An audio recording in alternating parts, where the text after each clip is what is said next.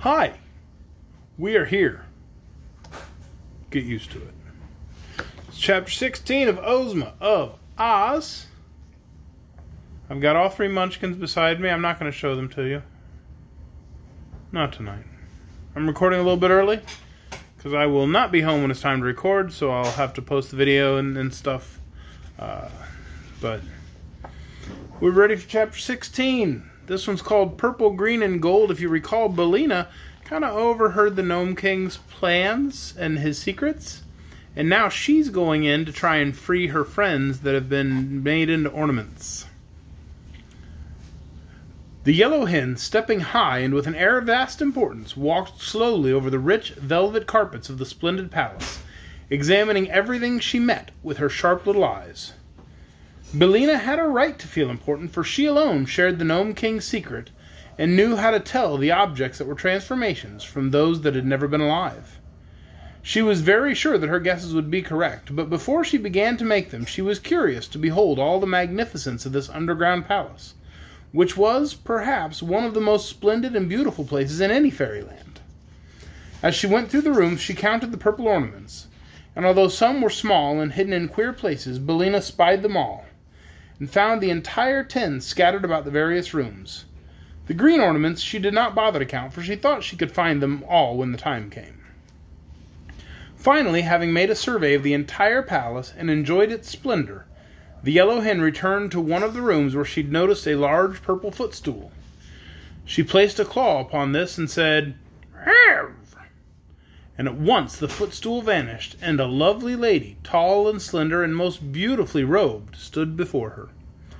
The lady's eyes were round with astonishment for a moment, for she could not remember her transformation, nor imagine what had restored her to life. "Good morning, ma'am," said Billina in her sharp voice. "Looking quite well, considering your age." "Who speaks?" demanded the Queen of Ebb, drawing herself up proudly. "Why, my name's Bill, by rights," answered the hen, who was now perched upon the back of a chair, "although Dorothy has put scallops on it and made it Billina. The name doesn't matter. I'd saved you from the Gnome King, and you were a slave no longer."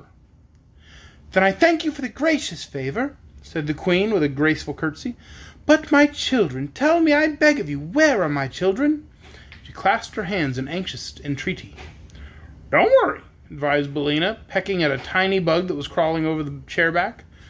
"Just at present, they're out of the mischief and perfectly safe, for they can't even wiggle." "What mean you, O kindly stranger?" asked the Queen, striving to repress her anxiety. "They're enchanted," said Billina, "just as you've been. All that is, except the little fella Dorothy picked out. And the chances are they've been good boys and girls for some time, because they couldn't help it." "Oh, my poor darlings!" cried the Queen with a sob of anguish. "Not at all," returned the hen. "Don't let their condition make you unhappy, ma'am, because you'll all soon have them crowding round to bother and worry you as naturally as ever. Come with me, if you please, and we'll show you how pretty they look." She flew down from her perch and walked into the next room, the Queen following. As she passed a low table, a small green grasshopper caught her eye, and instantly Billina pounced upon it and snapped it up in her sharp bill, for grasshoppers are a favorite food with hens. They usually must be caught quickly before they can hop away. It might easily have been the end of Ozma of Oz had she been a real grasshopper instead of an emerald one. But Billina found the grasshopper hard and lifeless, and suspecting it was not good to eat, she quickly dropped it, instead of letting it slide down her throat. "Might have known better," she muttered to herself. "For where there is no grass, there can be no live grasshoppers. It's probably one of the king's transformations." A moment later, she approached one of the purple ornaments, and while the Queen watched her curiously, the hen broke the Gnome King's enchantment, and a sweet-faced girl, whose golden hair fell in a cloud over her shoulders, stood beside them. "Ivana!" cried the Queen. "My own Ivana!"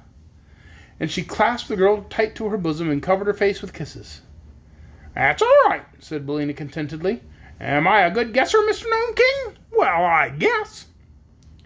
Then she disenchanted another girl, whom the Queen addressed as Evrose, and afterward a boy named Evardo, who was older than his brother Every. Indeed, the yellow hen kept the good Queen exclaiming and embracing for some time, until 5 princesses and 4 princes, all looking very much alike except for the difference in size, stood in a row beside their happy mother. The princesses were named Ivana, Evrose, Evella, Everine, and Evedna, while the princes were Evrob, Evington, Evardo, and Evraland. Of these, Evardo was the eldest, and would inherit his father's throne and be crowned King of Ev when he returned to his own country. He was a grave and quiet youth, and would doubtless rule his people wisely and with justice. Billina, having restored all the royal family of Ev to their proper forms, now began to select the green ornaments, which were the transformations of the people of Oz. She had little trouble in finding these, and before long, all 26 officers, as well as the private, were gathered around the yellow hen, joyfully congratulating her upon their release.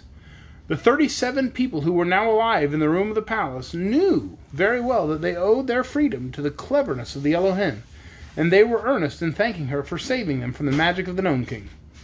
"Now," said Billina, "must find Ozma. She's sure to be here somewhere, and of course she's green, being from Oz. So look around, you stupid soldiers. Help me in the search." For a while, however, they could discover nothing more that was green, but the queen, who had kissed all her 9 children once more, and could now find time to take an interest in what was going on, said to the hen, "Mayhap, my gentle friend, it is the grasshopper whom you seek." "Of course it's the grasshopper!" exclaimed Billina. "I declare I'm nearly as stupid as these brave soldiers. Wait here for me and I'll go back and get it." She went into the room where she had seen the grasshopper, and presently Ozma of Oz, as lovely and dainty as ever, entered and approached the Queen of Ev, greeting her as one high-born princess greets another. "But where are my brave friends, the Scarecrow and the Tin Woodman?" asked the girl ruler, whom these courtesies had been once these courtesies had been exchanged. "I'll hunt 'em up," replied Billina. "Scarecrow is solid gold, and so's Tick-Tock. But I don't exactly know what the Tin Woodman is, because the Gnome King said he'd been transformed into something funny."